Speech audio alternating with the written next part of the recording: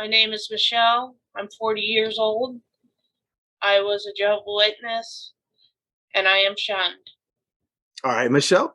So, how did you come into the religion in the first place? I was born into it. Uh, my dad's side of the family, his mother was studying with someone and brought her family into it. And then on my mom's side, she was adopted, and her adoptive grandparents were, excuse me, were Jehovah Witnesses. And with my great grandfather, he believed he was one of the anointed that was going to heaven. Oh, So I, wow. so I was really proud of that when I was young. Yeah, it's kind of a big deal, isn't it, to Yeah, have a person of the anointed in your family. I mean, I don't think we ever had any in our congregation, but having someone who felt like they had the heavenly hope was a rare thing. yeah, And we had someone who would visit occasionally, and I mean, when she came, it was this huge deal, and yeah, everybody wanted to talk to her. So that must have been quite a deal having that in your own family, even. yeah. But I never met him. He died before I was born. Hmm. So I just heard stories about it. Okay. Um, so I mean, I guess that gives you a Jehovah's Witnesses talk about a rich spiritual heritage, and I Yeah, guess that was the heritage. Also interesting that you said it was your mom was adopted, yeah, and just happened to have witnesses in the family. yeah. Gotcha. So it's just always interesting to see how it starts in a family, where this kind of comes from. Do what it meant to your parents? Did they ever talk about their past with it, or how what it meant to them growing up or anything, or in their Um, lives? Not too much. My mom had a bad experience growing up. Her cousins, she was an only child, but her cousins were very mean to her. And we didn't really go see that side of the family because it was just her grandparents that were Jehovah's Witnesses. Okay. So, Okay. Um, so I guess then you're saying you weren't really seeing the worldly family very much. no, no. We'd see them maybe 3 times a year. Oh, okay. Okay. And I'm guessing not around the holidays, right? No. Yeah. Yeah, That's didn't usually get when to do people get that. together in your average families, right? Around Yeah, holidays, but it's not going to happen when you're a witness. yeah. Um, so since you were born in, what was the worldview it gave you? How did it make you see the world around you, even as a little kid? Um, Growing up, I was confused because my dad was a very social person. And it seemed like at work he had friends, but we were told he didn't have friends. They were just acquaintances. And I mean, he joked with them and carry on. So it seemed like a friendship. But I wasn't supposed to be friends with these people. In school, I didn't make friends because there was only a couple Jehovah's Witnesses. It's interesting, isn't it? It sounds like Yeah, your dad did have friends. yeah, And, that's a problem that even a lot of us today, after we leave, have. It's hard. What's a friend?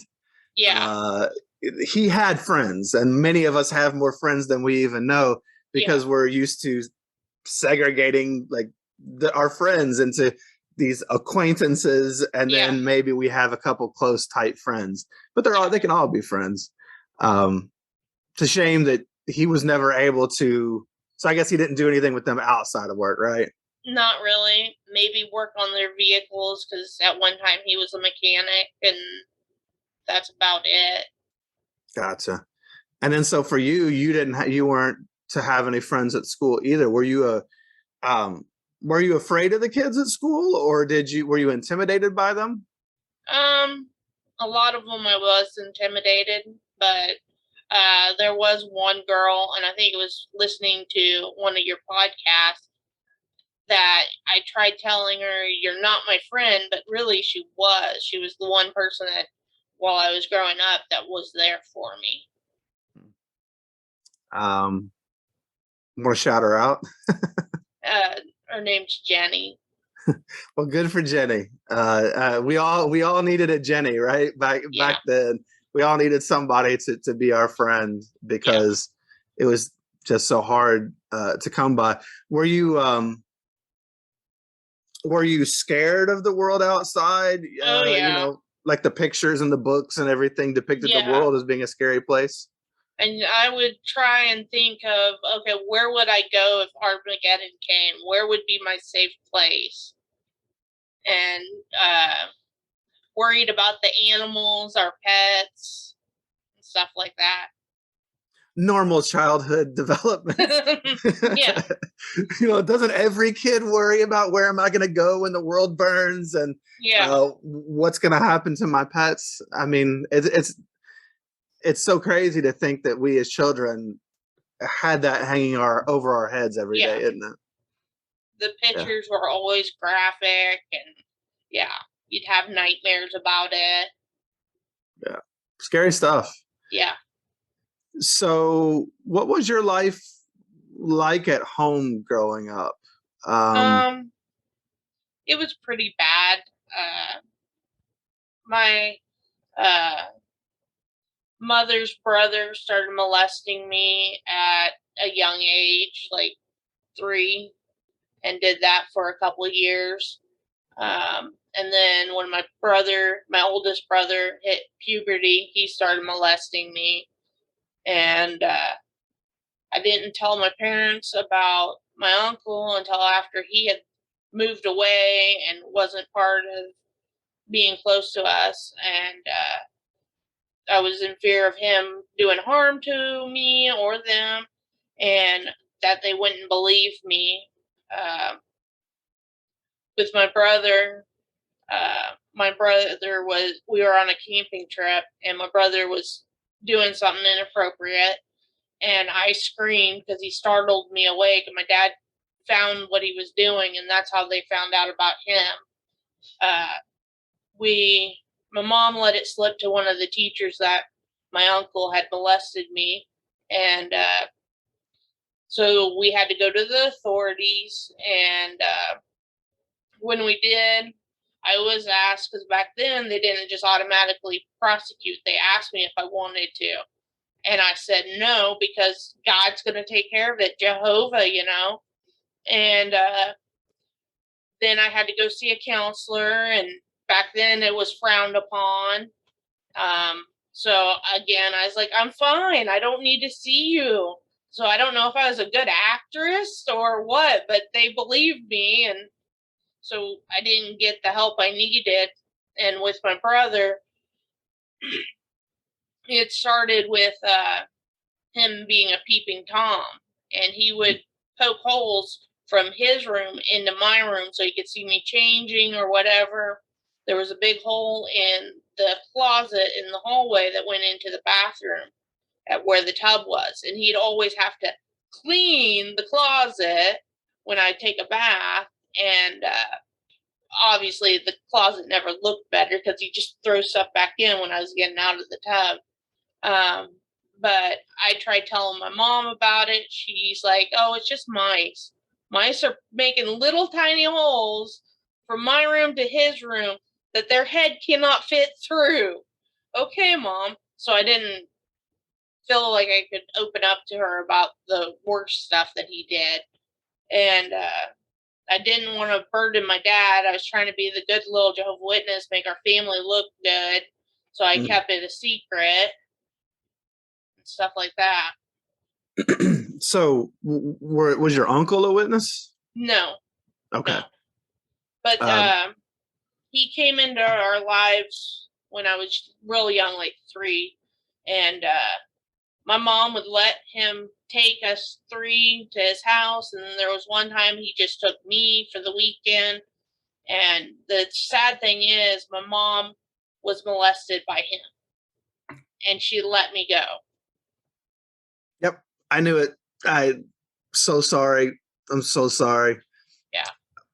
So often that is the case, and they let their children go back into the lion's den, so to speak. I'm so Yeah. sorry that that happened to you. And you know, I don't know what happened to your brother, or something happened to him, and then that Yeah. he was doing it as well. I mean, it sounds like it was definitely trauma in the family that was Yeah. continuing to be repeated.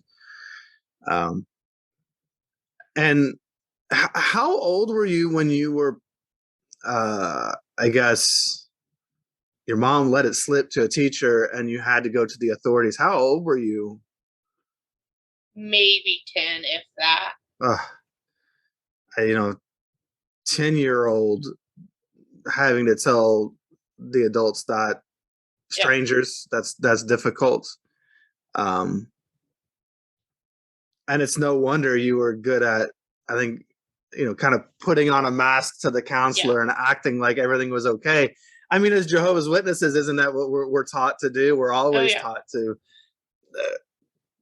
see things that don't really add up and just let them slide, let that move on because it's the Yeah. truth, or whatever the case may be. Yeah. And so most of us were good actors and actresses in some way. Yeah. It's how we got through life. Yeah. Unfortunately, it was survival. Um, anything change after this was outed? After my brother, and my dad found out, I no longer had to sit in the middle of the car because he would do stuff. So my other brother had to sit in the middle, and my brother got really mad because now he lost his access. Um, Locks were put on my doors. For a couple weeks, I was staying with another witness family, but I didn't want us to look bad, so I went back to the house with the conditions that I had locks on the doors and stuff like that. Wow. So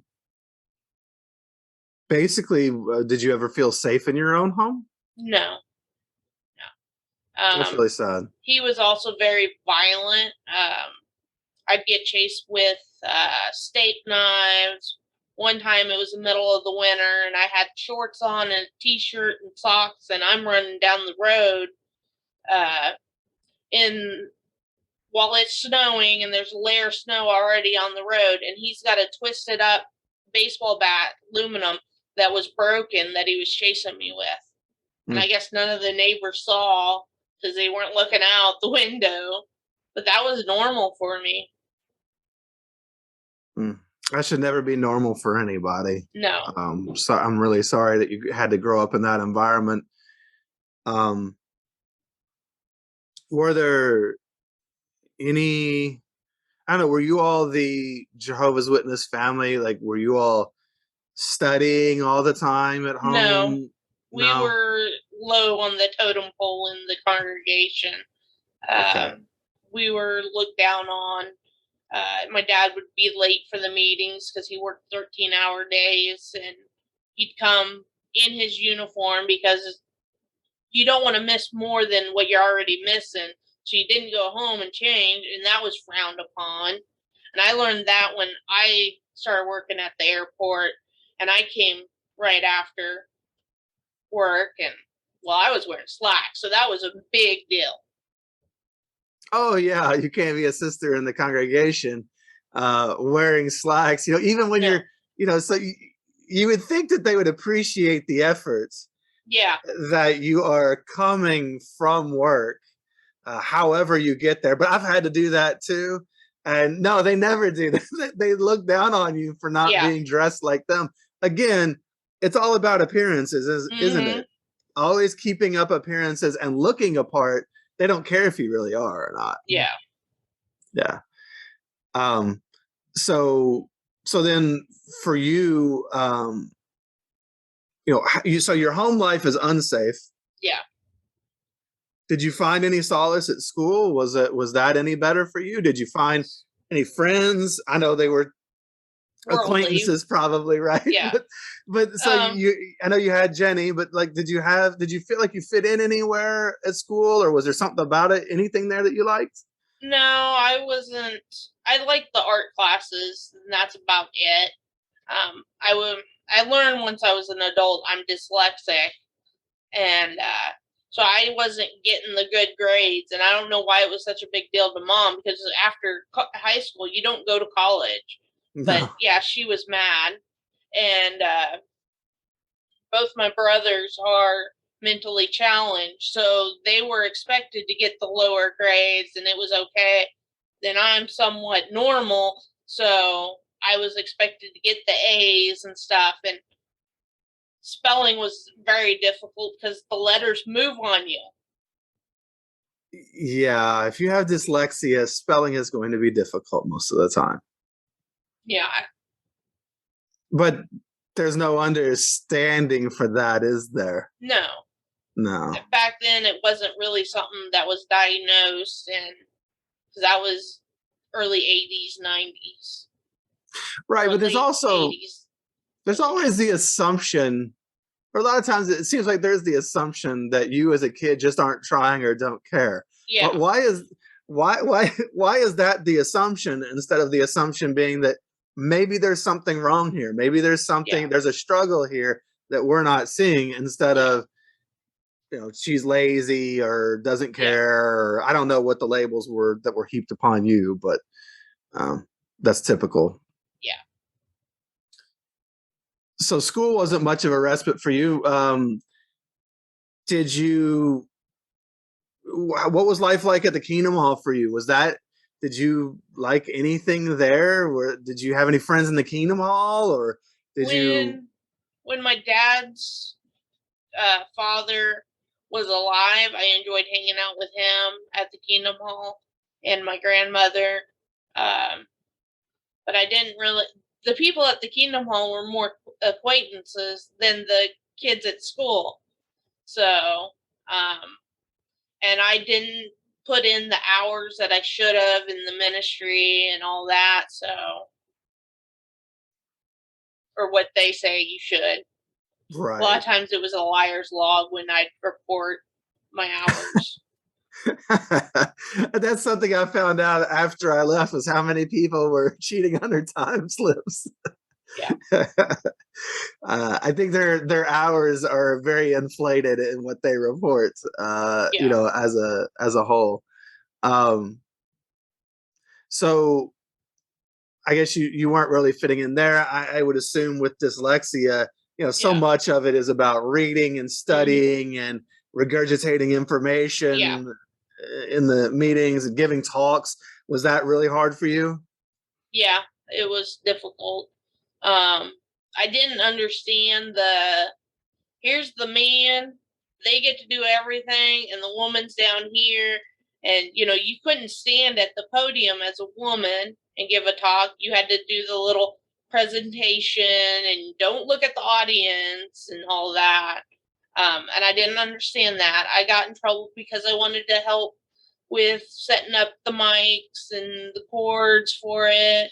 Um, I got in trouble one time, well, multiple times, because I would stand outside when it was nice and open the door for people.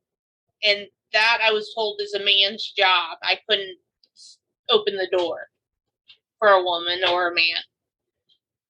So was there another brother waiting in the wings to do that, and you were taking No, his job, or they just didn't want a woman or a girl doing it? they just didn't want a girl doing it. Yeah, that sounds about right. Good Yeah. grief. I mean, it's just so demeaning, isn't it? Mm-hmm. Yeah, Yeah. particularly to women, Yeah. in that way. It's just, you were just a little girl trying to help, trying to be a Yeah. part of it, right? And Yeah. instead of them applauding you for being part of it or wanting to be part of it, they're discouraging you for doing so because they have to let you know where you stand Yeah. in relation to a man in the Yeah. congregation, or even a boy, whatever. Yeah. But it's just really that's really sad. It takes a toll, doesn't it? So I Yeah. mean, where so I guess really in your life, where are you ever being taught to advocate for yourself or to believe in yourself, or that you have any value? No, my mother was very mentally abusive, and she would make me know I wasn't doing good enough, even though she wasn't doing better in the religion than me. She expected more from me. I wasn't good enough in school, and my dad was pretty supportive when he was around, but he worked 5 days a week, 13 hours. So on the weekends, he would sleep, or he'd be working on someone's vehicle to try and bring a little more income in, because we don't go to college. So he worked at the airport. He was a sky cap. He lived off the tips he made. So And I guess your mom didn't work outside the home? she didn't until I was started working myself. But she never kept a job very long. I believe she's mentally challenged too. Mm. A little slow. Sure. So It sounds like it's just a really tough situation where, yeah. I mean, really no one in your family was doing well. Doesn't No. sound like, it sounded like everybody was struggling. Yeah. In a lot of ways. I'm sorry to hear that. Was there ever good times? Was there We anything? on the weekends, if Dad wasn't working on someone's vehicle or helping somebody, we'd go camping. And back then, it wasn't a big deal for me to go off in the woods on a trail by myself, and I find myself calm and one with nature or whatever. That's my thing. So Yeah, that helped. as seen in your paintings there. Yeah. Obviously, nature is a big deal to you. So Yeah. that was your piece. So Yeah. occasionally, when you all would go camping, you would go out into the woods and Yeah. find yourself a little bit there. Yeah. Gotcha. They didn't understand why I'd be so upset when it was time to leave, and it was because there's my peace, and now I have to leave it. Yeah. Well, yeah, and going back into a home again that's not peaceful, that you don't feel safe in, Yeah. and then you're not being allowed. You don't feel safe at school. You're struggling to some degree with your dyslexia. Yeah. At the Kingdom Hall, that's a struggle as well. So just think about all the stress and tension that we Oh as yeah. little kids were carrying in different ways. It's really, Yeah. really, that's a lot for a kid. Yeah. So then how did things progress as you went into your teenage years? I'm assuming you got baptized at some point. I was pressured around the age of 13 because the younger uh, Jehovah Witnesses were already getting baptized and I still hadn't. So I felt obligated to. And I thought, well, maybe this is what will bring me closer to Jehovah if I get baptized, because I didn't feel close to him, but I'm supposed to. Yeah.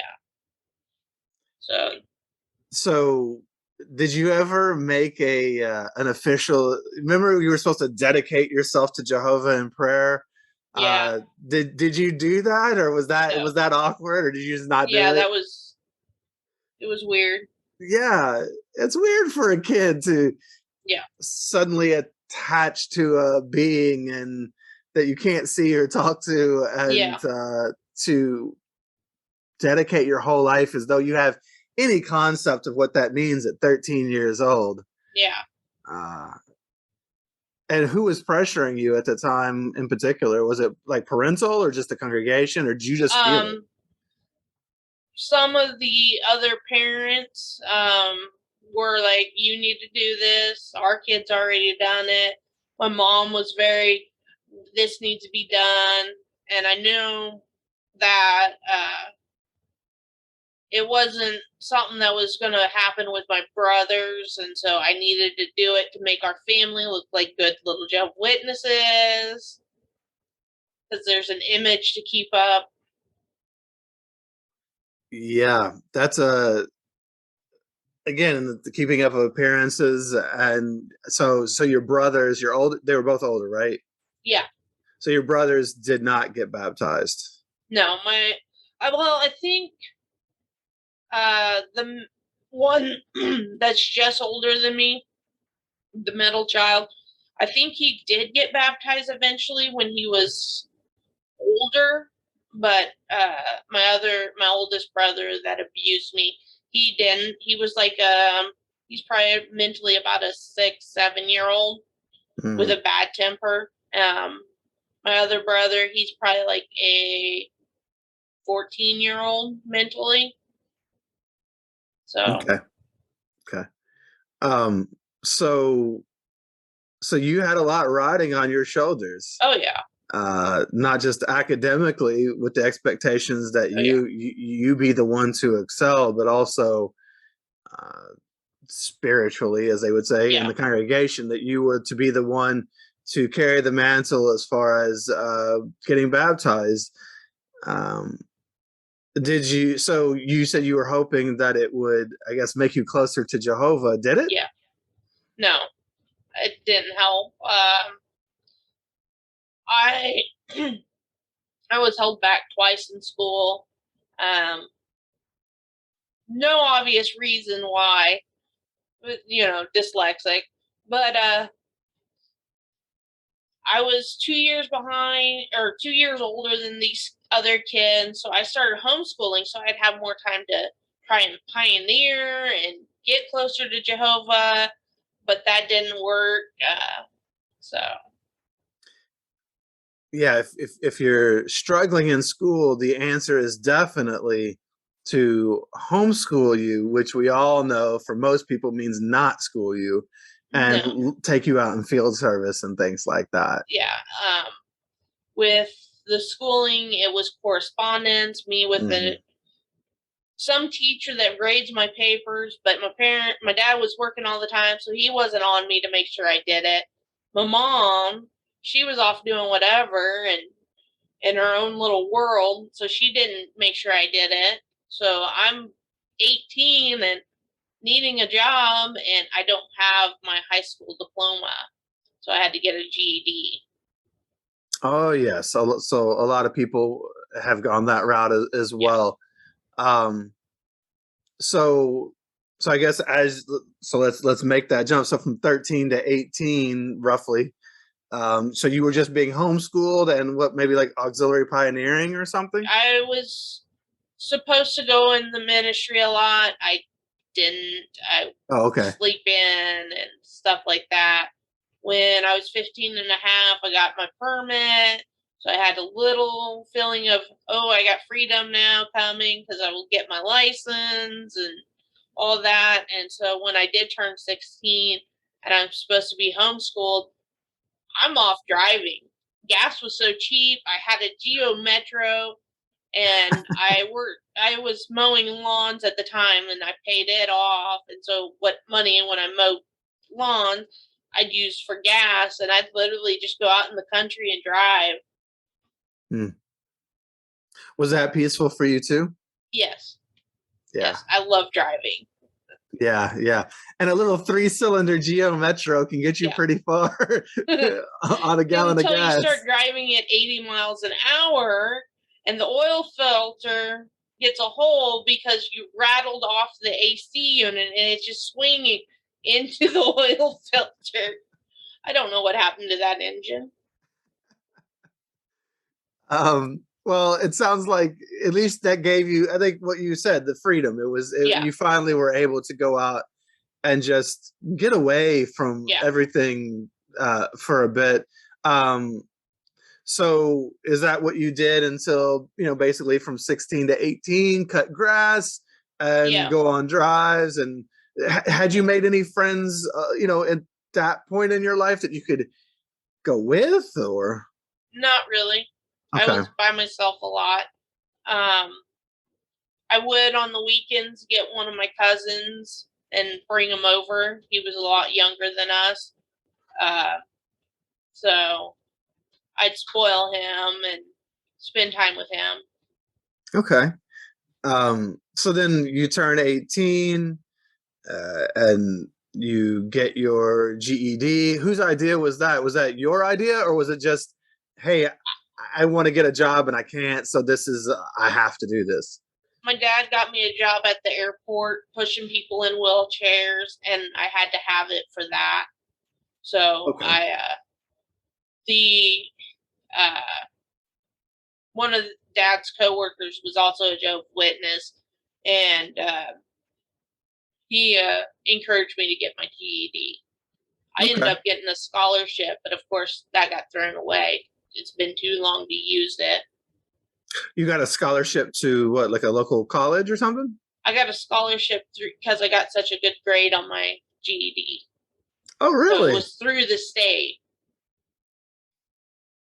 And I was wanting to go to photography school because I also take pictures and stuff. And it was in Oklahoma, so that was a big no to begin with because I was so far from home. And two, you'd be around worldly people, so that's no good. And so my dad convinced me not to. Yeah, much better to be around worldly people working a tough, low end job a lot of Yeah, times than to be around worldly people while learning to try to elevate yourself in life yeah, in some way. You know, it's just, it doesn't make sense when you think it all the way through, but that's just the way they see the world, and you know, ultimately what they're trying to do is keep you small, to yeah, hold you down, to give you few options in life so that you'll yeah. stay. You'll Um, stay, you have no choice. no way out. Yeah. Yeah. And not to broaden your mind and think for yourself. They don't want you doing that at all. No, that's very dangerous to a cult for members to start thinking for themselves. Yeah. Very, very dangerous. So, so you go, you get your GED, and then you get this job. And where does life take you? Um, I was pushing wheelchairs for maybe 6 months, and then I got a job at the airport as a pre-board screener. People on the gates that check the luggage and have you go through the metal detector. And I started making friends, and it was difficult because I couldn't be their friend. And one of them, it was Christmas time, and they're like, "We're gonna put up stockings. Can we put your name on one of the stockings?" And I was adamant, no, no, because not only did my dad and his buddy be a Jehovah's Witness, but his buddy's dad worked at the airport as a sky cap. The buddy's dad had a wife that was a pre-board screener. So I was like, no, no, no, no, you can't do that. Even though I wanted to say yes, I wanted to be part of it.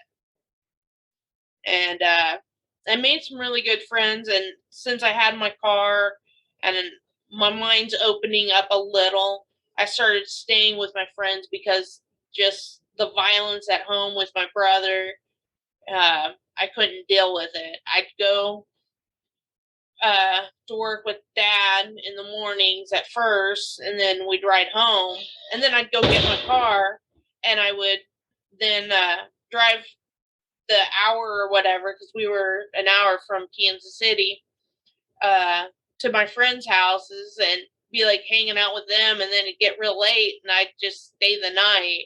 Hmm. And then I'd get up real early, drive home, take a shower, get ready for work, go back to work. And then it got to the point where I just wouldn't ride with dad so I could be at their houses more. Okay. So then, um, I guess, although the sexual acting out from your brother stopped, Yeah. the violence continued. Yeah. He was supposed to be on meds, but he refused to take them. Okay.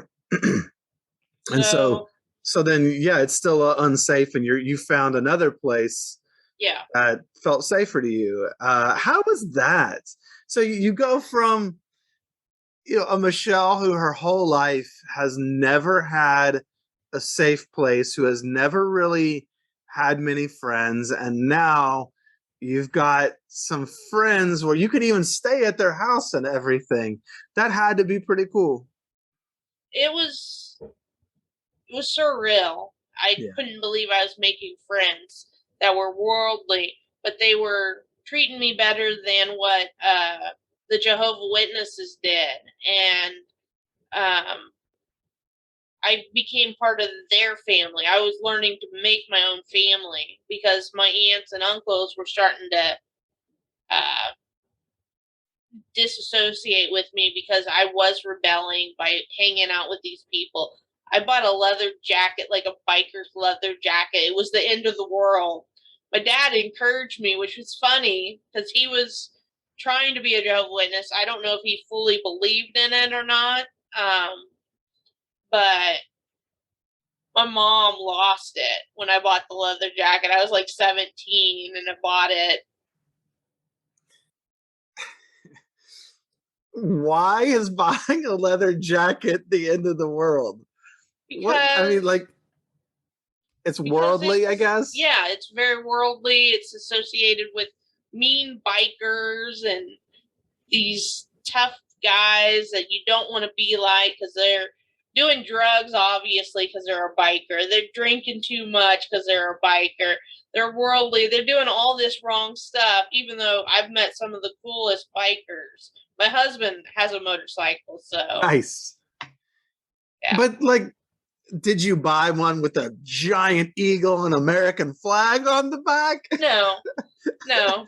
You know, because they would object to that, right? Oh, yeah. It's a leather jacket. It's not like that's what we're going to choose.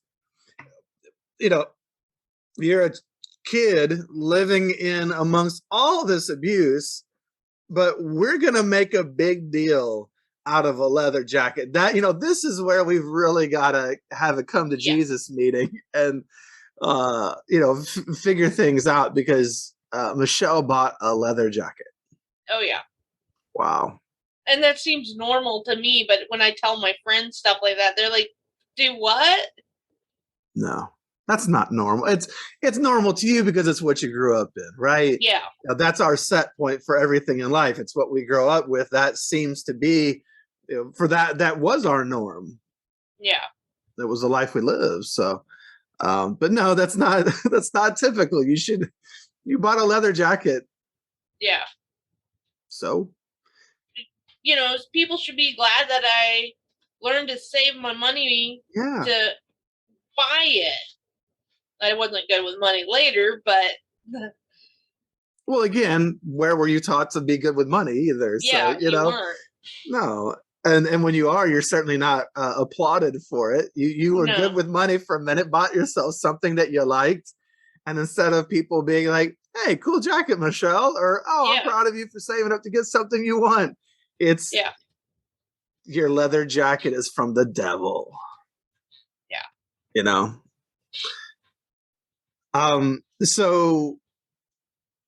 So where do you go from there? So you're starting to get a little freedom, you know, whether it's with these friends, having a place to stay. I mean, you had a leather jacket, so clearly you were on a bad path. Yeah. I didn't smoke. I didn't do drugs. I didn't drink until I was 21. I mean, I was trying to be the good Christian, but I rebelled where I could. Right. Rebelled by buying a jacket, right? Yeah. What was there any other ways you were rebelling? By staying at my friend's house. Yeah. That was a big deal, but I think my dad understood why I was doing it. My mom, she got all mad. She was very controlling, and if I had money and I bought myself something, she expected me, like, I'd go to the gas station, buy a pop. She'd expect me to buy her one and make a big deal if I didn't. She was like, I know it's your money, but you're going to spend it on me. It's how it's going to be. Did she literally say that? Yeah. Wow. Yeah. And I would stay at 3 different people's houses, and one of them I was really confused because her brother was gay, younger than us, but he was such a good kid. And I was like, you can't be like that. You can't be a good person. But I was struggling with my own feelings because I was attracted to women. And I'm like, at 13 or 14, I'm telling a friend, I'm never getting married. I don't see it possible. And she goes, oh, you'll find a good or JW, and you'll get married. And she didn't have a clue what I was talking about. And yeah. So hanging around these people kind of showed you that you had been lied to. Oh yeah. These people were treating you better and were genuinely kind people, it sounds like, inviting you into their families. And Yeah. you know, your own family, these people just liked you for you. Your own family is, it seems like, always trying to control you. Yeah. Which is typical for Jehovah's Witnesses. They conflate, they think that control is love. Yeah. When it's not. And so it sounds like that was, I mean, my goodness, you can't even buy yourself a pop at the gas station without having to buy your mom one. That's no. Why would you have to do that? That's so it wasn't out of the petty. kindness of my heart. It was because I had to. Yeah. Well, and did that ever discourage you from buying things? Yeah. You know what I'm saying? Yeah, that would discourage you from getting something for yourself because you knew you were going to have to get her one too. Mm-hmm. Oh, wow. That's when I was about 20, I started seeing a worldly boy or a guy, and I didn't know what I was getting myself into. And apparently, all my friends from work knew he was a player and knew I was setting myself up for failure. But I tried dating him, and my husband at the time, or my husband, he worked at the airport at that time too, along with his brother and sister-in-law. And I guess the other guy was bragging about how he was going to get in my pants, and he was seeing this other chick too, and it was upsetting my brother-in-law and my husband. And finally, my brother-in-law's like, I got to talk to you. And he tells me this, and I get like, no, that wouldn't be true. And I talked to some of my friends that were females, and they're like, oh, yeah, it's true. And so a little bit later that day, my brother-in-law's like, I think you should go out with my brother. I was like, okay, I don't really know him. We work different gates. We work for the same company, but we were on different gates. And so I didn't know him. And he's like, well, on your next break, I'll make sure he gets a break and you guys can hang out. And he seemed like a nice guy. So I was like, yeah, I'll go out with you. And a little bit later, because my dad also works there, he shows up because we would take breaks together. He shows up, and my husband, he like moves to the other side of the little area we're in. And it was very awkward because we just agreed to go on a date, but we can't say nothing to dad because that's not a good thing. It was crazy trying to hide the relationship. And it took time to decide whether I was going to leave the other guy or if I was going to start dating my husband. But I finally come to terms with I don't need that drama. I have enough drama already, so I don't need that. good for you. that could have gone very badly. Yeah. And as you know, I'm struck by the fact that, so how old were you at the time? 20? 20. 20? So you're 20 years old. And this is the first time I'm dating, considering anything. Well, yeah, and you have to hide it from your dad that you're dating somebody. That's just, that's sad. And it also put your, I guess now husband, in a situation where he had to hide too. Yeah. You see how the rules, the regulations, the beliefs of Jehovah's Witnesses even affect people who aren't Jehovah's Witnesses, who want to be in your life, whether it's as friends or boyfriends or husbands or whatever. It's difficult for them too, because they're going to be affected by the narrow, intolerant beliefs of the Jehovah's Witnesses. Yeah. So I guess you all went on some dates. We went on a date. I kept calling one of my worldly friends because I didn't know what to do. She's like, stop calling me. Go back to the table. He's going to think you have some major medical issue. You keep going to the bathroom to hide. Um, we had dinner and then we went bowling, and that was the start of a relationship with him. Isn't it? So you have in your head all these concerns about dating, Yeah. worldly people and all of that. You had dinner and went bowling. Yeah. Yeah, With like his people brother do. and sister. So we kind of like had chaperones to do this because I was like, I don't feel comfortable going by myself because he's a worldly guy. He's only got one thing on his mind, and that's sex, and that's not what I'm just looking for. I'm looking for someone to have a friendship with and all this, but I had to have some kind of chaperone to make myself comfortable. Yeah, absolutely. And again, another example of we were taught that the people on the outside always had these bad, scary motives and they were going to take Mm. advantage of us and everything. And it was Yeah. really more the people on the inside that we needed to Oh be yeah. afraid of than the people on the outside. Um, so, so I guess where do things go from there? We dated for a few months. We got very serious very fast. I think part of it, besides the connection we made just between us, I think it had a lot to do with you date for marriage. So I was very serious about this relationship. And it got too serious for him. So this is like January, February, we started dating. By the spring, he calls it off because it's just too serious, too fast. He was engaged to his high school sweetheart before me, and he needed some time to just be a guy at a young age, free. So he did that. I hung out with uh, my girlfriends that I had made, and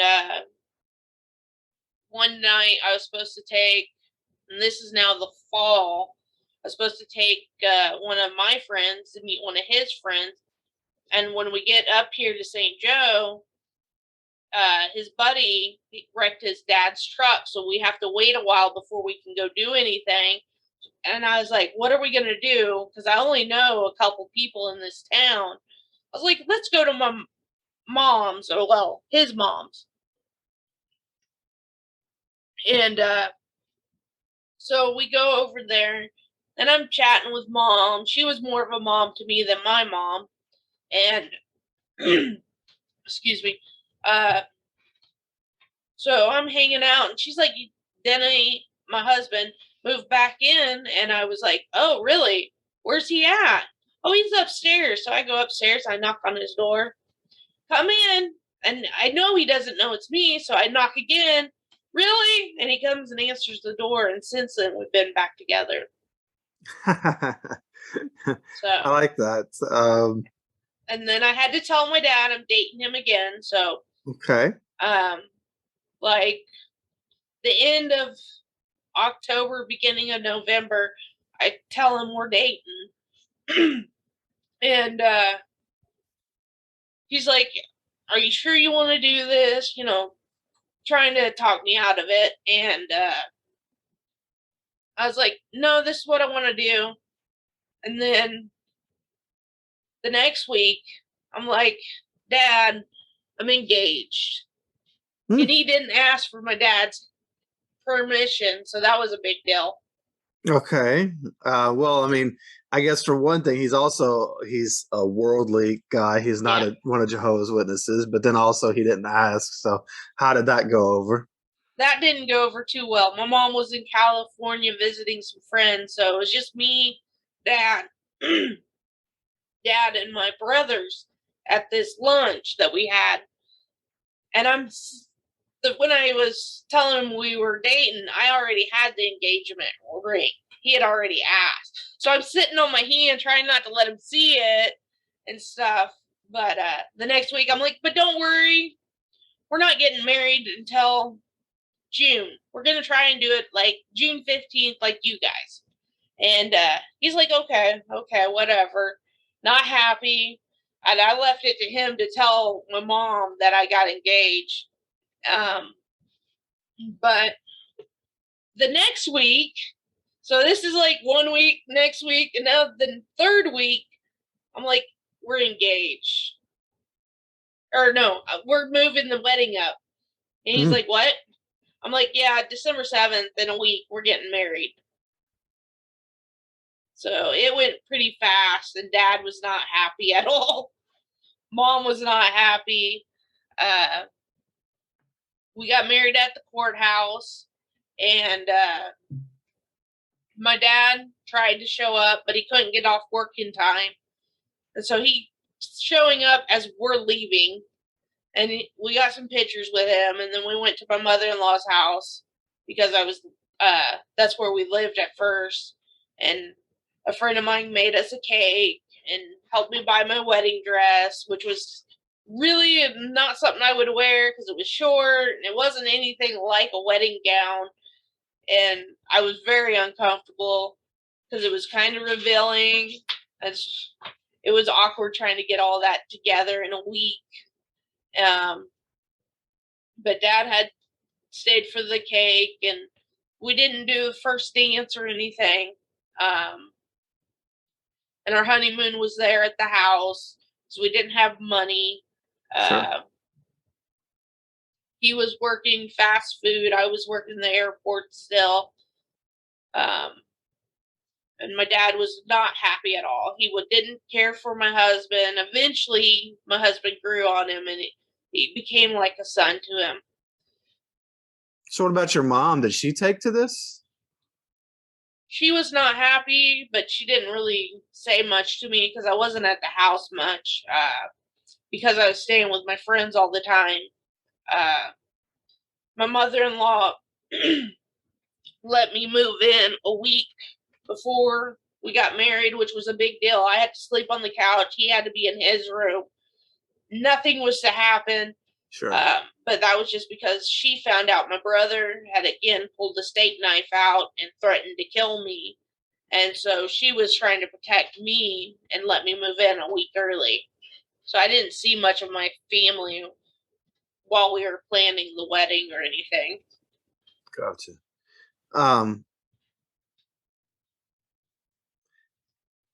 It's just, did the congregation have anything to say to you? I mean, you were a baptized witness. Was there? I wasn't going to the meetings anymore because when I went to the meeting the one time after work and I'm in my uniform and they frowned upon us, kind of like, well, I don't care. I'm not doing this. I'm not being judged anymore. I'm going to stick with my friends, even though at the time I still wasn't quite calling them friends. I'm going to stick with these people who take care of me and support me. And so I didn't really see any of them. I kind of faded away from it. Okay. So you faded at that time. Did you, so then it's also just really sad, a wedding should be a time where people are excited and they're happy for you and they're supportive. And it's just a shame that, once again, here you are trying to do something for yourself, whether it's a rebellious leather jackets or getting married, and still struggling to find support from the very people who should be the ones who support and love you. Yeah. So, so I guess wedding went fine, and wedding went good. His friend said we wouldn't make it 3 months, which after 3 months, I did move back in with my parents for a little bit because I was expecting him to be the man of the house, make the decisions and all this, putting a lot of pressure on him instead of being the 50-50 or 80-20, whatever it is at the moment. You make it more equal, but you still, if he's struggling, then I got to pick up the slack. And I wasn't doing that. I was just expecting him to be the head of the household. Yeah. lot of pressure in Yeah. those kind of situations where, uh, so I guess you see with Jehovah's Witnesses and the ways that they are, it puts a lot of pressure on both people in different ways. Yeah. Uh, I don't know if one is better or worse, but it's certainly different, and Yeah. it's bad all around. Oh, Nobody yeah. wins, and it's unfortunate. Yeah. If he, so it sounds like he was struggling then to be the head of the house, as you would have seen Mhm. him needing to be as one of Jehovah's Witnesses. Yeah. And he wasn't. If he was down, you weren't really contributing because you were No. waiting for him to get back up. Yeah. Gotcha. So we were separated for a couple weeks, and then I got back with him because we just couldn't stay apart. And that's kind of how it was when we were dating. So we just couldn't stay apart once we saw each other again after that spring into summer. So, So, oh, first of all, I just have to say, because no one else will know this. I already know this, but so I guess then in 2 days is your anniversary, yeah. 20th, right? You Yeah. said so. Happy 20th Thank for you. me, and I'm sure everyone who's gonna listen or watch. That's really cool, especially for two people who weren't gonna make it 3 months. Yeah. Uh, I love that. So I guess where do you go? So you get married now. Now you're back together. You had your brief separation. Um, Now you're here talking to me. So how did things go as you continued to go through your adulthood and I guess maybe start to wake up to some of the realities of what you had been involved in? Well, when we first got married, it was December. My birthday's in December, so I first celebrated my birthday for the first time at 21, Nice. and then Christmas came, and first Christmas, and my husband went all out on it. Uh, I went to a friend's house Christmas Eve, and they have a tradition of opening one gift. So they went and found something, wrapped it real quickly, and gave it to me so I could be part of it. And so that was my first gift. I still have it. It was just a little teddy bear, but it meant so much more to me. Well, that's beautiful. Yeah. What a cool thing for somebody to do. And we eventually got our own apartment. And then I got pregnant with our first kid. Uh, and I sent a text message to my dad saying, "Good morning, Grandpa."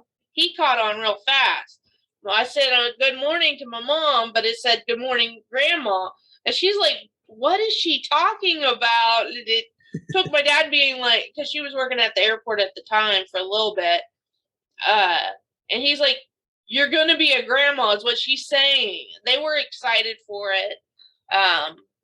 I had worldly friends do me a um, baby shower, and then my mom had to do one because she can't be outdone. And it was all the Jehovah Witnesses that I really haven't hung out with or anything.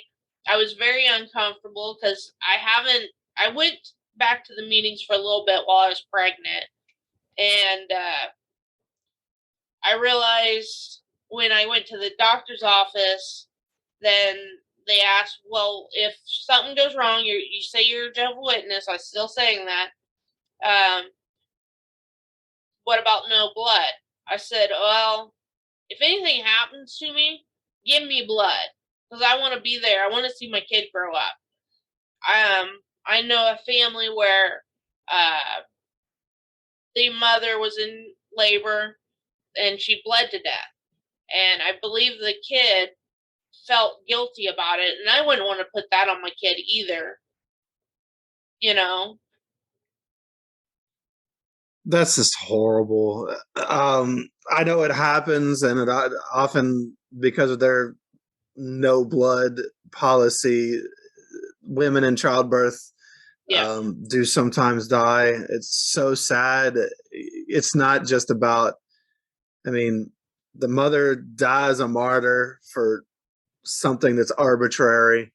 The husband is now without a partner in life, and the child is going to grow up without its own mother, and like you said, children have a way of taking things on themselves and feeling responsible for things, and to feel like you were the one that caused your own mother's death like that. Yeah. Oh my goodness, that's just what a weight to put on a kid, because 8 stupid men in New York say you can't have a medical Yeah. procedure, so And dumb.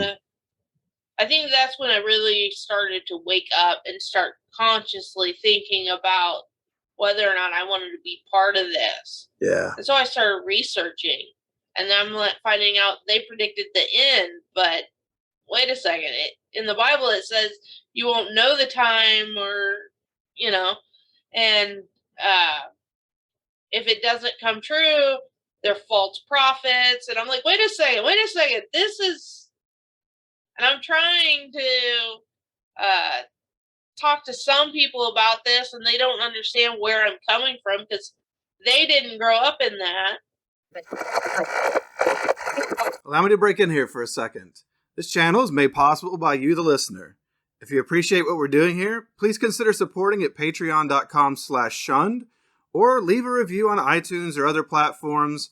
Like and subscribe. All those things help the channel. If you're looking for merch, you can go get some Shun swag from the shunnedpodcast.com website, or reach out there to be on the show.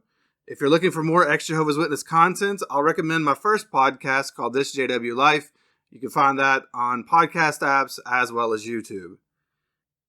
And if you're feeling stuck in life, struggling to find happiness and community, maybe you're haunted by the past, beating yourself up, unsure of who you are or what you even want out of life now that you've lost this one identity that was given to you by a cult, reach out through my other sites like ex-JWhelp.com, that's exjwhelp.com, or storyworkscoaching.com. And let's see about working together to help you find a life that fits you and who you are, maybe for the first time ever. And now, back to our guest. And so I quit going to the meetings after my daughter was born. I did go with my dad and my mom to St. Louis to see my grandmother so she could meet her first grandbaby. And I went to the meetings. I was so uncomfortable. Had to wear a dress again. I don't like wearing dresses because of the child abuse stuff. And but we had a good time for the most part, other than going to the meeting. But they loved the kid, loved my daughter. My dad was doing stuff with her all the time. Less than 18 months later, I had our second child, a boy this time. And my dad would take them every other weekend and spoil them. And if my father-in-law was going to have him, I remember one time we went out to eat, and I'm like, I want the chocolate cake. And Dad's like, oh yeah, you're gonna have to share it with the kids. And I got sweet tea. We got to give that to the kids. So we were winding up the kids because nobody liked my father-in-law. Okay. It was just little things like that. My dad was a prankster, and but he had a great time with the kids. So what? So I mean, it sounds like. I mean, I guess at that point in life, things were going. Sounds like fairly well as far as in the family and everything. Yeah. Your kids were hanging out with your parents, and you all were starting to have maybe a little different type of relationship. Oh yeah. My mom did not like having the kids because there's so much work, and I can get that. And she wanted all her time with Dad because growing up, she was very jealous of our relationship. I was a daddy's girl. When we worked at the airport and we did ride together, I would buy us dinner on the way home. He'd been there 13 hours.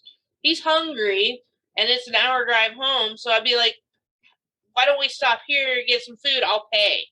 Well, if we didn't bring food home for Mom, it was the end of the world. She didn't get to go. She didn't get no food.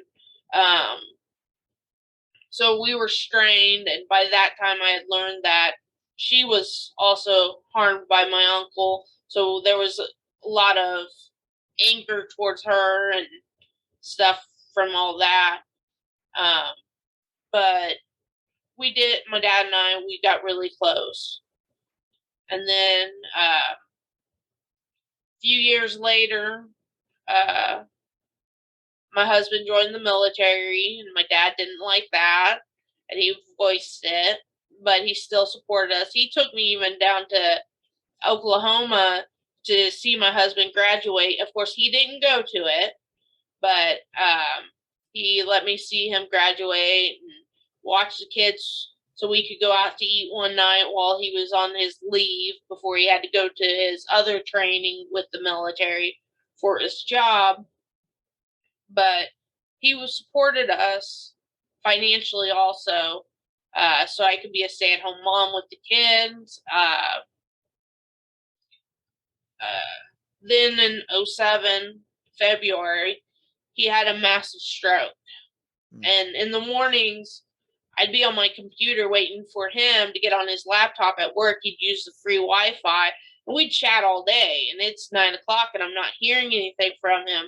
And then it's 10 o'clock, and I'm not hearing anything from him. And I finally, around 11 o'clock, I think it was, someone from work that I used to work with, he messaged me and said, I need you to call this number. Who is it? And he tells me, and I didn't recognize the name. Okay, I'll call. He goes, something has happened and you need to get a hold of him. So I call, and he's like, your dad collapsed at work. I found him in the bathroom. He had blood coming from his ears. It's bad. And I'm like, no, you're kidding. I didn't believe it at first. Then when I found out it was true, I called my mom. I said, something happened to Dad. I'm going to come get you. And I picked up my brother from where he was working, my middle brother, and went out probably 45 minutes out of my way instead of going straight to the hospital. My husband stayed behind trying to find a babysitter, got a babysitter, and he headed down straight to the hospital, and which is good because when he got to the hospital, my dad wasn't at the hospital that he started at because it was so severe. He went to a better one, and I finally met Dennis, my husband, at near the hospital. We could not find the hospital, so we're driving around for like 45 minutes on top of that hour and 20-minute drive. So Dad's in surgery, which is probably a good thing that we're just driving around trying to find the place and sitting at a hospital. Yeah. Get there, the elders are there. They made it before us. And they're like, we already told him no blood and all this. He's in surgery. He should be out soon. They knew all the information. And I was like, okay. They were making sure I knew he wasn't getting blood. That was their main concern.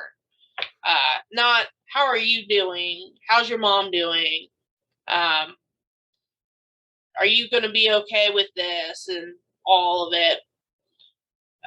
They're just there to uphold the rules and make sure that the rules are followed, and to observe that, which is what the liaison committee is really all about. They're not helping anybody. They're just making sure you do exactly. They're watchers. Yeah. And of course, I was extremely emotional. And while we're driving around, the funny thing was there was a art museum that my dad said he would take me since I was like 15 and found out I could draw and all this. I find it. I'm like, really, Dad? This is how you're going to get me to the museum? But went to the hospital. He came out of surgery, and we had to wait for him to stabilize before we go back. Mom went back first. There was 2 at a time. And then I went back there. I almost got kicked out because the nurse, I'm talking to him, telling me he's going to be fine. And the nurse is like, you need to understand, he's probably not going to be fine. And he may not even make it through the night. And I lost it. I was like, you're not talking like that around my dad. we're only going to have positive stuff. He's in a coma.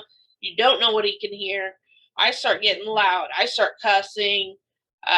Someone else comes in. What's going on? You need to get out if you're going to be like this. And I explain, and they're like, no, she needs to go.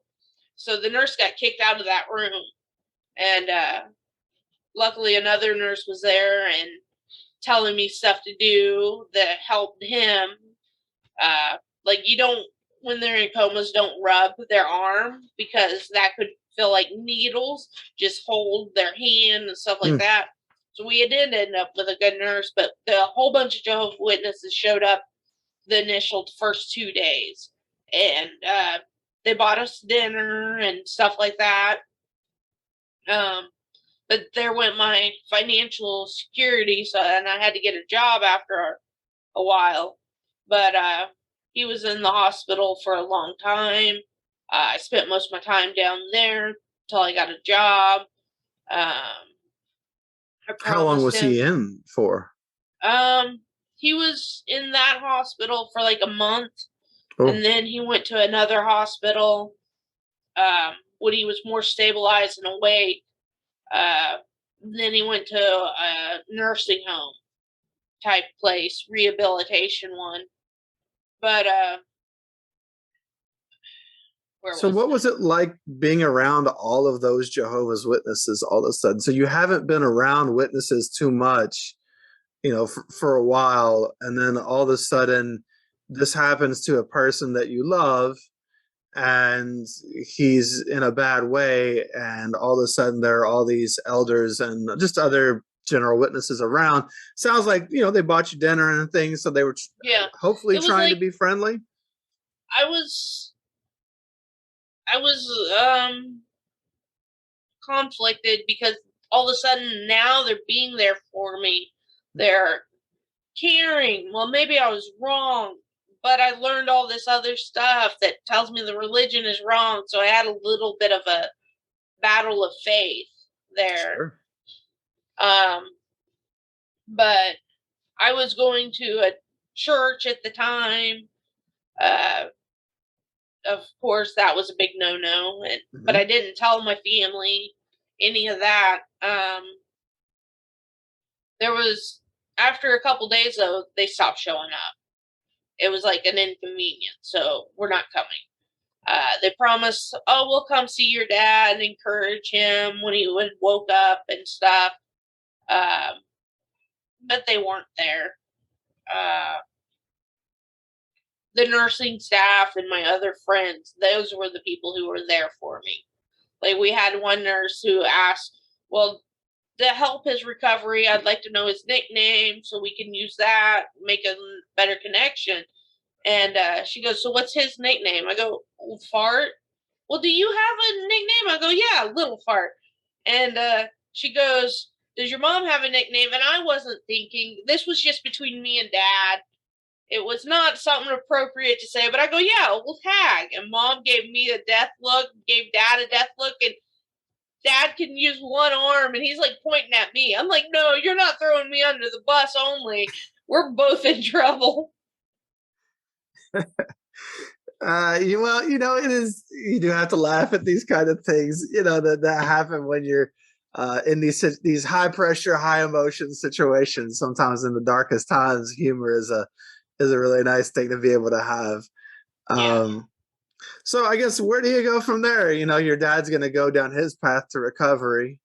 I got a job working for the state of Missouri, which is a no-no because that's a government job. I became a correction officer. I tried to make friends there, but the area I worked inside the prison, there was not very many friendly people. They were all about themselves.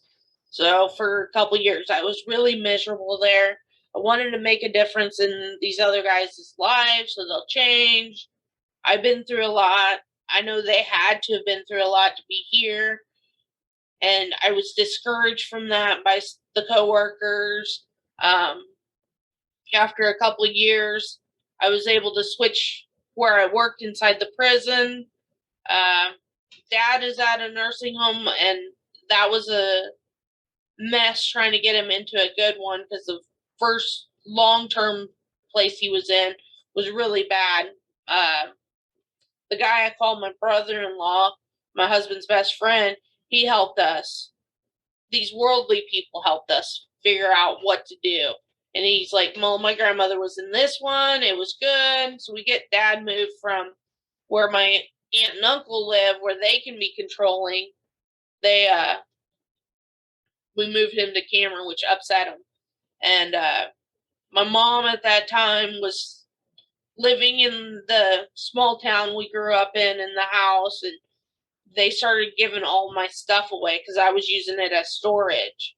And I had bought, like, I got really upset over some of the stuff. I bought a grill, smokers, for me and dad, and I wanted that. And one of my aunts took it. And then the swing set that was supposed to go to my kids because we were working on moving into a house from the apartment building, my aunt took. The pop-up trailer, I wanted to start going camping with the kids. She took it. So a lot of stuff come up missing. Why I got did a they? hammer. Why did they start taking your stuff? It's not like I don't understand why that suddenly became a thing. Because I was worldly, so they deserved it more than me. Oh, That's wow. the best. That's the Okay. best I can come up with. That's the I mean, it's not like attitude they had. it's not like you died. No, but like my paintings and stuff from my childhood, they all got thrown away. All my art stuff that I was storing there got thrown away. They basically were trying to get my mom to cut me off. Dad had this stroke. They're going to take control of everything. We did eventually get my mom to move in with us, which was a big ordeal because, you know, the family, the Jehovah Witnesses, none of them wanted her and my middle brother to live with us. We came home one day and they were packing their stuff because we were using them, according to my family and the Jehovah Witnesses, because they sold the house and she got money. Well, we were going to convert our basement into bedrooms for them.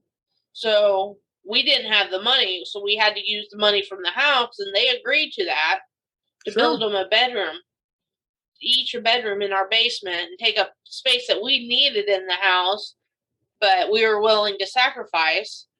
But we come home, and they're trying to take stuff of ours when my mom moved out of our house.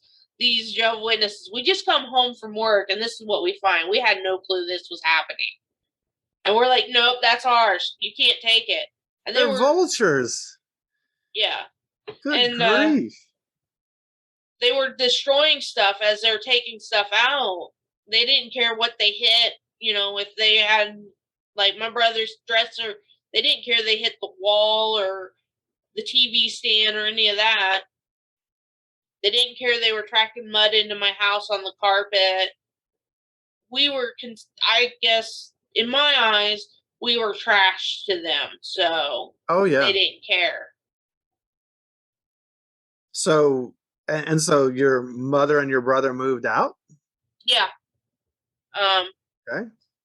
Because we were using them, we were taking all their money to buy the tools that are needed to remodel a basement into a house or living area. We got a table saw and a hammer.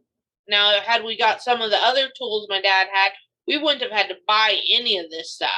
Or if my aunt and uncle would have been willing to loan us the stuff. Wait a minute, you all were doing this yourself? It's not like you all went out and hired the most expensive contractor? No. So you all were doing it yourself. Mm-hmm. And I don't know, how's this any of their business anyway? And how can they come into your house? There's no boundaries with Jehovah's Witnesses. They think they own the world, they own everything around them, and they get everybody again has to revolve around them and their feelings. Yeah. Wow. And your own house. So yeah. Okay, so they've pieced out, they've left the situation on you. Yeah. And then where do you go? You just go live your life, or Um, they moved into a house and they had a peeping Tom for a landlord. So mom needed me again. So here she comes back into my life. And so we find them an apartment place to live because we weren't going to have the drama of them living with us again. And why can't they that find their lasted, own apartments? huh? Why can't they find their own apartments? Because nobody drove to begin with. My Ah, mom never got her license. okay. She's not the brightest because I think she is challenged. So she needed help and direction. So here we come to the rescue again. Yep. And then my aunt and uncles got involved and they convinced her to move to a little town that its name is Cowgill. I don't know how it got the name, but I thought that was funny. But in the town, there's not a gas station. There's nothing but two pop machines. On one end of town, it's a can pop machine. On the other end of town, it's a bottle pop machine. That is it. And she was isolated. My aunt didn't bring her to see my dad much. So eventually they come back to needing us. But during this time, uh, they weren't talking to us or anything. And by now I'm 29. Uh, well, before that, I was suicidal because of everything that I had gone through. I tried taking my own life. I Mm. swear my mother in law told me to put the gun down. I drove like crazy. My car should not have made it through the rain on the S curves that I was on. And I called a friend and I was like, it was nice knowing you. What? Yeah, it was nice knowing you. And I ended up going to her house.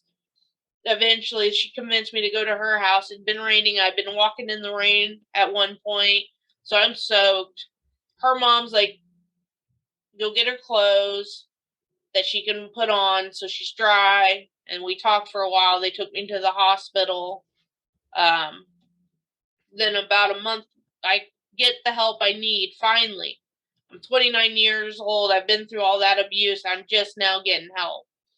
A month later, I'm on meds. I'm doing better.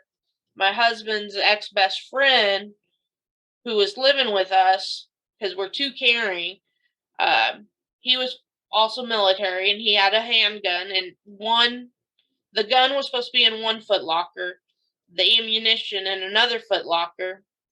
And ended up it wasn't. It was all together. And he wanted to know the barrel length, and he's talking to my husband in the bedroom, his bedroom, and I come back there to just ask a question or something. And he goes to take it apart, and he's supposed to dry fire to get it to come apart so he can find out the barrel length, and it discharged because he had it loaded, one in the barrel, and it shot me. Uh, it went in the leg, out the leg. I was sitting down, so it grazed my leg, grazed my stomach, hit the pocket watch, went back in my stomach, out my back, hit nothing vital. But there's a whole bunch of commotion. I finally get to the hospital. I'm in ICU protocol, but when my husband gets there, he doesn't know that's protocol. He just knows I'm in ICU. He's still trying to get a hold of my mom and my brother to tell him, well, I've been shot. He don't know how bad it is. They will not answer the phone. They have nothing to do with it. Eventually, he just leaves a message saying that I'd been shot. I was in ICU. He doesn't know if I'm going to make it. And then I ended up being fine. I got released after 24 hours. Um, but they finally called and they're like, we can't come see her. They wouldn't make the effort to see me because my aunt has them convinced I'm so evil. Well, when you're disfellowshipped as one of Jehovah's Witnesses officially, Yeah. they say that you can still families can still have relations based on necessary family business. Mm-hmm. So which means if the Jehovah's Witness determines something is necessary, which means that they need something from you, suddenly they can reach out to you and you're expected to jump and help them. But if Yeah. you need something from them, they're nowhere to be found. And I think that you were saying right then and there, for all of the effort that you put into helping these people, when tragedy struck you, suddenly it was convenient for them to shun you. Yeah.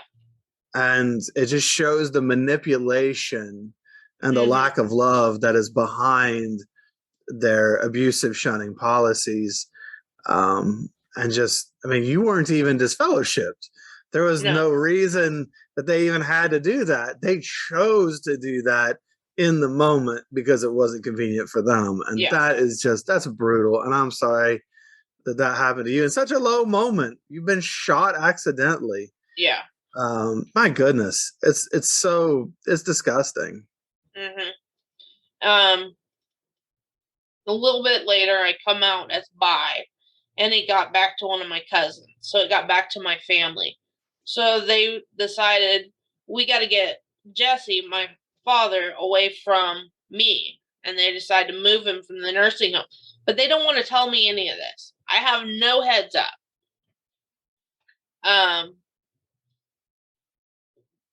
There was a person at the nursing home that worked there at the time that was not allowed to tell me this. So she tells someone else that she knew I worked with and told her to get a message to me saying that I had to get out to the nursing home and see Jesse. And so I'm like, okay, whatever. I'll go out there. I'll see him. I normally would see him every 3 to 4 days, if not more. And so I'll just go early. I just saw him 2 days ago, but I'll go see him. And then it gets out to me that they're moving him. I find out what nursing home he's going to. I find out it's also through checking through the state website. It's one of the worst nursing homes in the town they're moving him to. But it's right next door to one of my aunt's work, and so it was convenient for them to move him there, and they didn't care what it was going to do to him. So I find this out. I'm literally on my hands and knees begging my dad, please don't go. If not because of, not because I'm doing this and making myself be more evil to the Jehovah's Witnesses by being bi, not because I need you, but because for your own safety, you need to say no. They knew I wouldn't be there for a few days because I had just seen him. The sad thing is they didn't care what it was going to do to the grandkids because I would take the kids with me. And how do you explain to little kids that are maybe 5 years old for my daughter and then younger for my boy, your grandpa's not here. I don't know where he is. He's just gone. How do you explain that to someone who loves their grandfather? He would play pranks on him even though he was handicapped and could only use half of his body and stuff. So he had a great relationship with his grandkids. How do you put someone like that through it just because I'm bi? They don't care. They don't. It's sad, but they don't care. They don't care about anybody but themselves. It's a very narcissistic organization. They care about themselves, and they'll do whatever they have to do to manipulate, to gaslight, to whatever the case may be in order to get what they want. Yeah. And you need to be punished. You are bi and you are evil, and they need to move him away from you. So, I mean, you were going to make him bi. You know what I'm saying? Yeah. Like, they're so stupid about this stuff. Yeah. And it's just, and hurting. I mean, it's going to hurt him, and it's going to hurt you and your kids. Yeah. They don't care. They knew I wouldn't be able to see him. but maybe once a month because gas, putting in a vehicle to drive 45 minutes to an hour to go see him.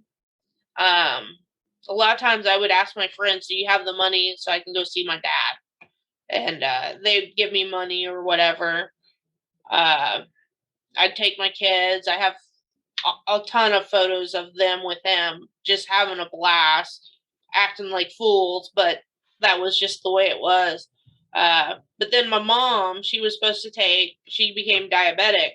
She was supposed to take 4 units of insulin, and she took a lot more than that. I don't know if it was attempted suicide or just because she didn't understand what she was supposed to do.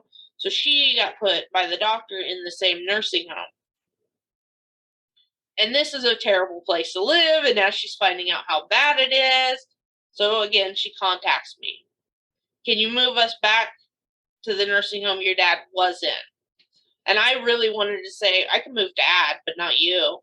I really wanted to say that, but that's not what I did. I secretly moved them,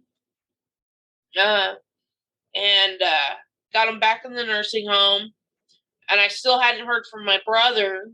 I didn't have his phone number or anything. And one day I just had this feeling I had to go find him. I have to find out what's going on with him and make sure he's okay. This is your middle brother? Yeah, I had nothing to do with my oldest brother. Thought so. So my husband and his best friend, my brother-in-law, we all go looking for him, and we find him at work. And nobody is around family-wise because, one, he's at work, and two, he was cleaning rest stops for his job because he was at a workshop for disabled people. And so we talked to him, and he just starts bawling, saying, I'm not allowed to do anything but go to work, go to the meetings, and go back home. My aunt wouldn't let him have his debit card, wouldn't let him, which I can understand to a point because he was mentally challenged, but she wouldn't give him money to buy snacks, wouldn't let him go to the movies, anything. So he's begging me to have him move back in with me. And I'm like, okay, we'll do this, but this is how we got to do it. We got to go rent some trailers so we can load your stuff up in the middle of the night and be very secretive about this. You cannot tell her what we're doing. And he said, okay. He went to the meeting that night, acted like everything was normal. We show up after he gets home, and it's 11 o'clock at night. We're doing this. And we're just loading all his stuff up in these trailers. It was early morning when we were done loading everything up because he had nothing packed. He had all kinds of material from the Jehovah's Witnesses, the yearly books for the watchtowers and awakes. He had a ton of those. So it was a long process of gathering all his stuff because he wouldn't part with it. But once we were halfway to my house, and it was our drive or whatever, we were calling it Operation Freedom. Or no, Operation Free Bird.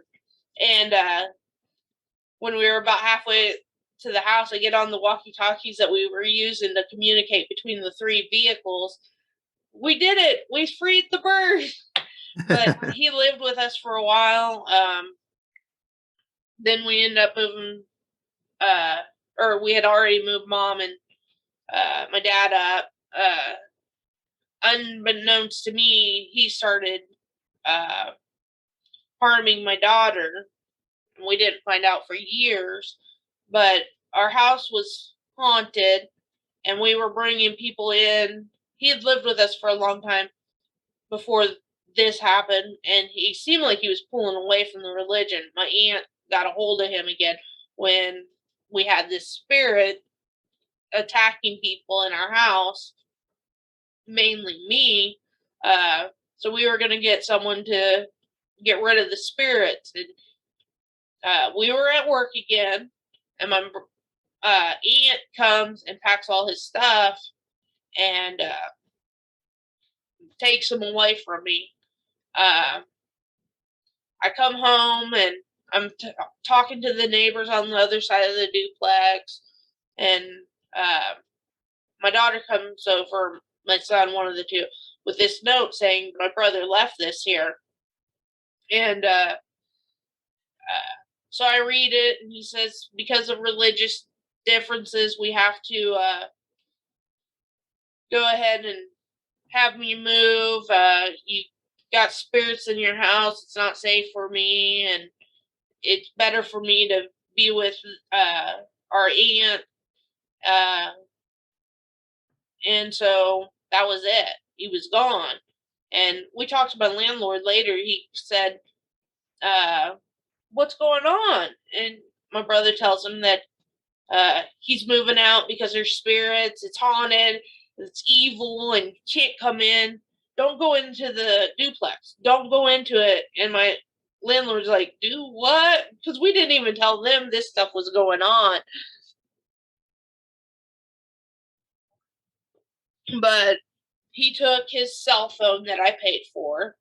He left albums of, he had a record player, and he took the record player, but he didn't take the albums. And I wanted to get his stuff to him because I wanted to be done. I had had enough. And so I contacted my aunt, finally got someone to answer the phone. I'm like, I need my cell phone. Well, it's your brother's. Well, I pay for it, so it's my cell phone. And they hadn't seen me since my father's death that happened before this. But after my dad's death, I cut my hair real short. The sides were shaved. And they just kind of looked at me when I got there like, oh my goodness, it's a good thing we got him out of there, because, oh my God, it's evil. And I got my stuff, gave him his stuff, and I lost contact with him for a long time. Wow. So I guess once again, you see that helping in these situations or trying to rescue these people isn't really, it doesn't pan out, does it? No. They just take advantage. Hmm. Um, so is that kind of the end? I mean, is that where, I don't know what that takes you up to, but Um, is that well, it? Because I mean, now at this point, you don't, your dad has passed, I guess your mom, I don't know if she's still living in that nursing she home or was where still in she's. the nursing home. Um, they eventually moved her to the town my aunt lived in. Of course. And they was into a good nursing home this time. But we lost contact. I couldn't deal with the drama. I'm trying to work on myself, and I'm still doing counseling, even though it'd been years. Uh, my mental health has never been really good. So, but when my father passed away, I was at work. I knew it was coming because he had gone to the hospital because his kidneys started shutting down. Mm. He refused to eat, drink, anything. And I had to make the decision because everyone's else is mentally challenged and they don't know what to do on whether to let him go or to put a feeding tube in, put an IV in that he can't rip out. They had to tie his arm down because he kept ripping it out. So I made the decision with my husband's help that we should just let him be. If this is what he wants, he suffered for almost 8 years since his stroke. Let it be. And when we went, I planned the funeral. I did all that. Luckily, I didn't have to pay too much because that was set up ahead of time. But when he passed, I had to be the one that kept going into the room to get stuff for my mom because they shared a room at the nursing home, and it was hours before they were able to come get him. So I had to deal with the whole I see my dad because everything she needed was on the other side of the curtain, of course. But we struggled with that, I had to go pick up the ashes. I had to do everything because they did nothing. And my husband helped where he could, but it took a big toll. And so once they were gone, I was done. I'm no longer going to try and keep the promise I made to my dad that I'd take care of them. So they're out of my life. She's in another nursing home. My husband's going through my daughter's cell phone.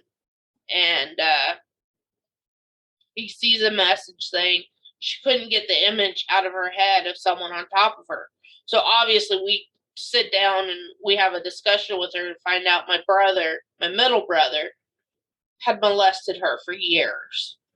And unlike my family, we went to the authorities immediately. We called the police and had an officer come out, take a statement. We prosecuted him. We got my daughter into therapy. We got my son into therapy because he had walked in several times. And he was so young, he didn't know what to do. So he had that guilt on him. The detective told me my brother, mentally challenged, no lawyer, he admitted to a lot of stuff. So I know for sure he did it. We prosecuted and he got 10 years. He got the max sentence. My brother wasn't expecting it because of his mentally challenged. Not even a year before, there was a mentally challenged guy who in our town was charged for the same thing, and he got probation. So that's what my brother thought he'd be getting. And I did a 4-page statement, which affected the judge. You could tell he was upset, and gave him the max. So now my brother's in prison. I barely talked to my mom. So about a month ago, I had to go to the town she lives in because one of my former coworkers don't drive at night and she don't like the highway. So I was like, I'll take you and just take my car because I'm used to it and it's dark. So we go to Cameron to drop her niece off, and while she's in there, I decide to get on the phone and call my mom. So my engine's not on.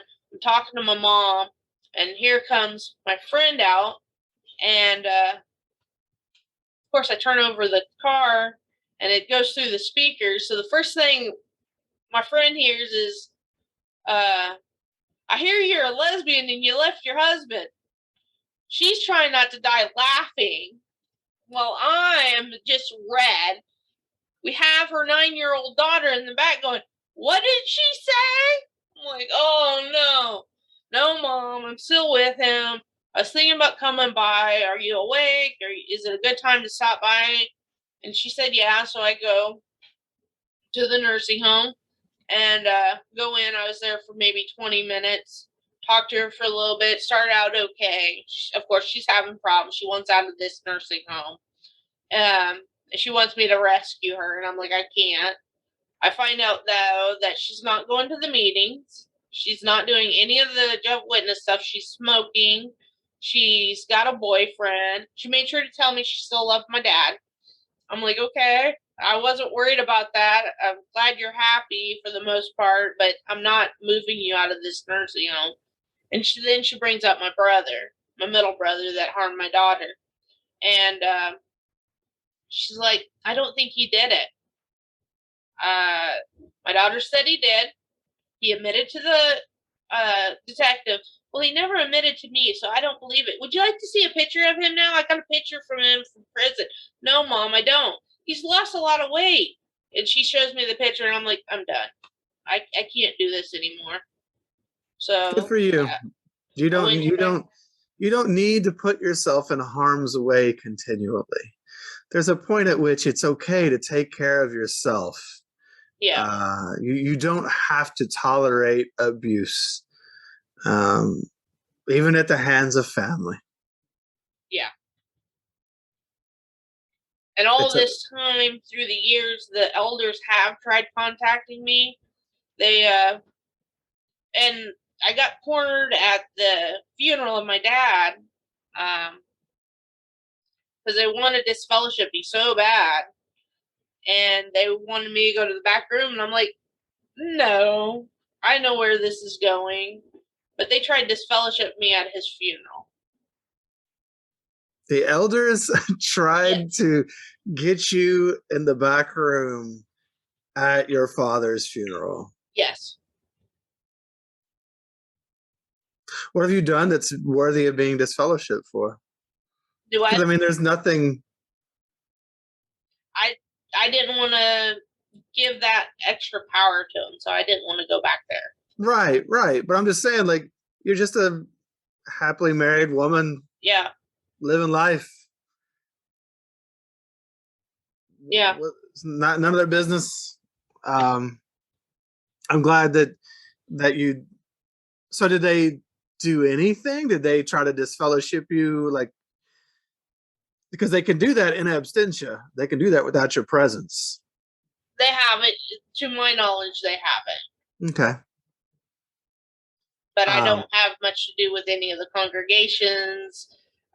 For a while there, I was taking my brother to the meetings when he lived with us because I didn't want to be that bad person who's trying to pull him away, even though I was. I wanted it to look good for the Jehovah's Witnesses so they wouldn't take him from me. But when I'd pick him up, I'd make sure I was smoking a cigarette. I'd have there you go. DC on. Yep, you smoking. They'll try to get you for that. So yeah, they disfellowshipped my mom when she was smoking when I was a kid, and I saw what she went through, and that's when I first started wondering, where is the love in this? No, there's no love. It's just a mess. Yeah. It's abuse. It's all abuse. And it sounds like you've just been sadly surrounded by so much abuse in your life, and you deserve peace. You deserve to walk in nature and have your happy place, or to even have your own happy place at home, in a happy, loving home, free from the drama of Jehovah's Witnesses. Yeah. I'm sorry that it sounds like it's just been so hard for you to shake free, because it's just so prevalent throughout your entire family there. Yeah.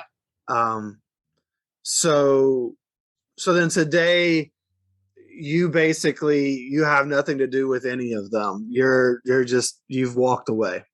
Yeah, I've made my own family. Absolutely. Family is what you make it. Blood doesn't necessarily mean a person has ever been good for you. Yeah. It doesn't. And you deserve to have some good, healthy people around you. You've very much deserve that. And I mean, so I know you've been working on yourself, I think you said earlier as well. Has there been, so in your own awakening process to the realities of all of this, is there anything that you've learned that's really impacted you for the better? That you can overcome your past, no matter what it is. I mean, because I've fought depression and suicidal thoughts all this time. I still struggle at times with it, but for the most part, I'm better, and life can get better. Yeah, it can. It really can. And, looking at your life, the environments you've been in have been so unhealthy. How could you be happy and healthy in such unhealthy environments, from an unsafe home to an unsafe cult to unsafe relationships with everyone that you was in your house growing up, even as an adult, right? With your mom, with your brothers, just with your aunts, who seem to exert a lot of control. You need to change the environment, and it sounds like you're doing that. You're creating a better environment for yourself, for your husband, for your kids, and I'm glad that you're able to do that. It takes strength to do. It's difficult to walk away even from these unhealthy patterns. So What do you enjoy about your life today? And is there anything that you're hoping to do with it, make out of it? What do you want? In January, I'm going back to school. I did a year of college already, but I had to quit because of my job. There was so much overtime. Uh, but I mean, I'm now a case manager instead of a correctional officer. Uh, so I can help in a different way now those offenders. I'm going to school to become a substance abuse counselor so I can still work at the prison and do that job out there. Uh, I make sure my kids have what they need, and we take them camping and we spend time with them. So uh, they're now 17 and 18. They've become uh, very responsible young adults that are caring. I mean, I don't expect my daughter to buy me a pop, but if she's buying a pop, she does it out of her caring, loving self. She's very giving, and so is my son. Um, so I'm looking forward to just watching them finish growing up. Well, then, it's been really nice to get to meet you and hear some of your story. I am excited for what, you sounds like you've raised some lovely kids who support you, and you've been a good support to them. Yeah, So you're changing the family dynamics. Sadly, some things were perpetuated, but you're changing these roles, yeah, and being able to help free people from it, and not just in your family, but it sounds like at work as well. That's really cool. yeah, Hopefully, you can help some people there too. Um, just look forward to seeing where life takes you. Now yeah. that you can start to work on putting the past behind you. You do have to work through it. It doesn't just go away. But you deserve to have safe places in your life, and I hope that you find those and help others to create those as you move forward, because that's a beautiful thing to be able to do. And if anyone deserves it, you do. Thank you.